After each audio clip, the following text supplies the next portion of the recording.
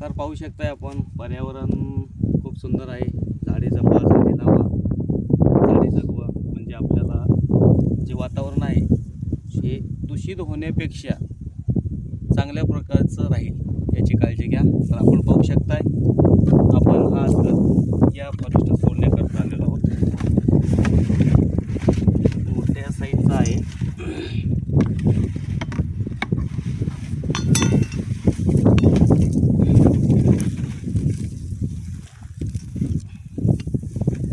बरंच वजन बी आहे याचं, पाहू शकताय.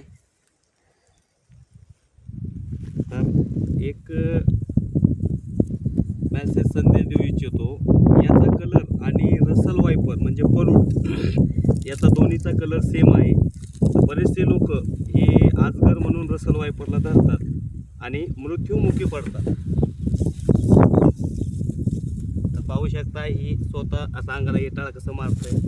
कारण की हा जर नाही सोडता आला तर हा माणसाला असो किंवा हरणीला किंवा हरणाला हे दाबून मारतोय. तर आपण याला सोडू.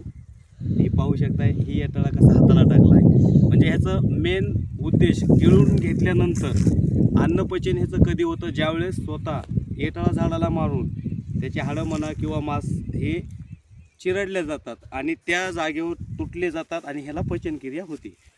चला आपण याला सोडू.